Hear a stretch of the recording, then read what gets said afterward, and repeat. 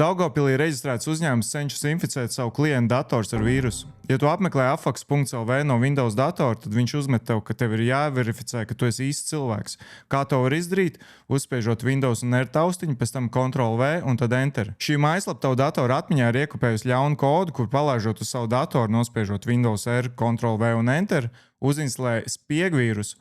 Vēl pirms nedēļas es mēģināju pārbaudīt, kas tas ir par vīrusu, bet neviens antivīrus to vēl nespēja noteikt.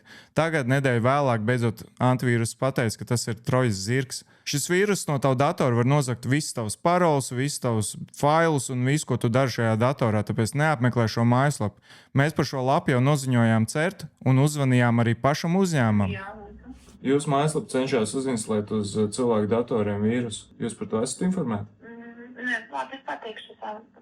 Nē, mēs jau esam varas iestādēm noziņojuši par jūsu lapu, vienkārši jūsu lapa iespējams tiks bloķēta. Šodien svētdiena. Es zinu, ka šodien svētdiena, bet cilvēks apzog arī svētdienās. Jūsu mājaslapa uzlauž cilvēku dators arī svētdienās. Tālāk. Jums vajadzētu reaģēt tagad, nekavējoties, slēgt savu lapu, lai cilvēku datoru netiktu uzlauzti. Ok, labi. Pateikšu programmu.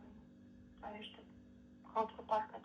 Reiz esot svētdien, viņiem ir brīvdiena, tas nekas, ka viņi lapno viņu klientiem zog datus, gan jau nekas slikts nenotiks, un tas var pagaidīt. Nē, tas nevar pagaidīt. Mēs arī papētījām šo uzņēmumu, tas ir reģistrēts 2013. gadā, pat mājaslapa pirmo reizi ir reģistrēta 2021. gadā, kas nozīmē, ka šī lapa vairāk nekā 4 gadus jau iespējams zog no klientiem datus, un neviens to nav pamanījis. Ļoti interesanti, kā tā.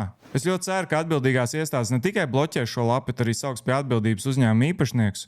Bet tu, ja kādreiz lapa tev prasa nospiest Windows R taustiņu un pēc tam Ctrl+V, kas ielīmē kodu šajā logā, kas pēc tam palaiž šo kodu, nekad to nedari. Neviena lapa tev to nedrīkst prasīt. Un es ceru, ka tu kaut ko iemācījies.